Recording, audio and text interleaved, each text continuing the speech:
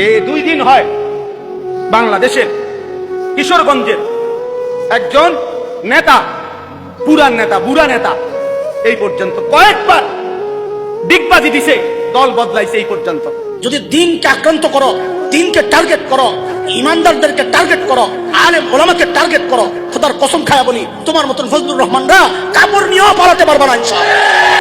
বহু দল বদলাইয়া তাইলে প্রকাশ্যে টকশুতে আপনার 2 দিন আগে এই অসভ্য বেয়াদব প্রকাশ্যে সারা পৃথিবীকে সামনে রেখে ওলামায়ে কেরামকে তুচ্ছ তাচ্ছিল্য এবং ব্যঙ্গ বিদ্রুপ করেছে। আজীব ভাবে সে বলছে আমরা 500 টাকার মৌলবী, আমরা 1000 টাকার নাকি মৌলবী, আমগরে 500 টাকা দিলে আমরা ওয়াজ বদলায় ফেলি, আমরা ফতুয়া বদলায় ফেলি।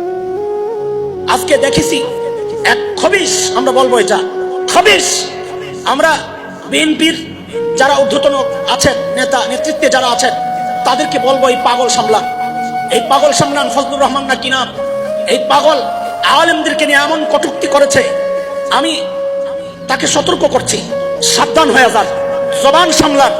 এদেশের মানুষ আলেমদেরকে আজও ভালোবাসে। আপনার মতো 2-4 জন ফজলুর রহমান এই মানুষের প্রতিবাদের মুখে এই দেশের টিকার মতো শক্তি আপনাদের নাই, এটাই বাস্তবতা। খবরদার জবান সামলান, নাইলে জিদ কিন্তু টেনে ছেড়ে দেওয়া হবে, টেনে ছেড়ে ফেলা হবে। নারীদেরকে বলছে তোমরা এই মোল্লাদের সন্তান পেটে ধারণ করবা না। এত বড় জঘন্য বেয়াদব বাংলাদেশে আরেকটা কেমনে জন্ম নিয়া এই ফ্যাসিস্ট পরবর্তী 5ই আগস্ট যেই সময় জালেম পলায় গেল, এরপরে এই জালেম কেমনে থাকলো এটা আশ্চর্য লাগবে। এত বড় জঘন্য বেয়াদব, এত বড় ভয়ানক বেয়াদব। বয়স্ক মানুষ, বয়স 60 বছরের কম হবে না, সে একেবারে সে বলতেছে মোল্লাদের ইসলামের মধ্যে কোনো মোল্লাতন্ত্র নাই। ইসলামে এক জিনিস, মোল্লাতন্ত্র আরেক জিনিস। মানে আমরা মোল্লারা বললাম এক জিনিস, ইসলাম আরেক জিনিস। কি কইলি পাগল, কি কইলি তুই? হ্যাঁ কি বললা, এটা কথা হইল? এই জন্য ওলামায়ে কেরাম এটার তীব্র প্রতিবাদ করেছে।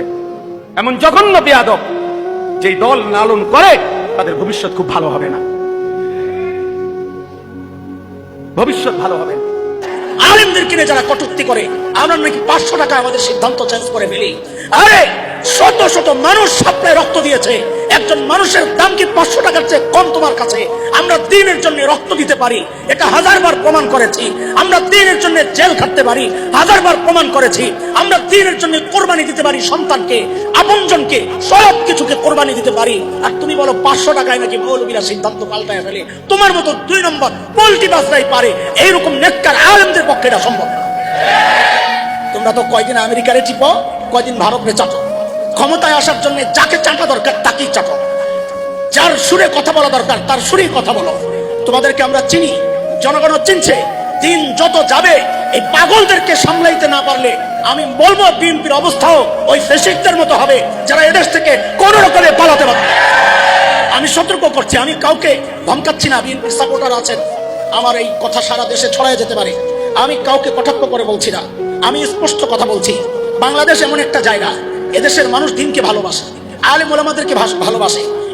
মুষ্টিমেয় কয়টা চামচার জন্য এদেশের সমস্ত মানুষ তাদের বিরুদ্ধে এটা স্পষ্ট করেছে বারবার। অতীতের যারা, তারা তো কাপড় চোপড় নিয়ে পালাতে পারছে। তোমাদেরকে সতর্ক করি, যদি দিনকে আক্রান্ত করো, দিনকে টার্গেট করো, ইমানদারদেরকে টার্গেট করো, আলেম ওলামাকে টার্গেট করো, খোদার কসম খায়া বলি তোমার মতন ফজলুর রহমানরা কাপড় নিয়েও পালাতে পারবে না ইনশাআল্লাহ। এই না ফরমান ওলামা বিদ্বেষী, আলেম বিদ্বেষী, সে নিজেকেও ডুবাবে, তার দলটাকেও ডুবাবে। আশ্চর্য। এই জন্য ভাইয়া একজন হইলেও মনে রাখবেন, উম্মতকে ওলামাদের থেকে, সর্বশ্রেণীর মুসলমানকে, মানুষকে আলেমে দ্বীন থেকে বঞ্চিত করার যে কোনো ষড়যন্ত্র, যে কোনো চেষ্টা, এটা আমরা ঘৃণা ভরে প্রত্যাখ্যান করা দরকার।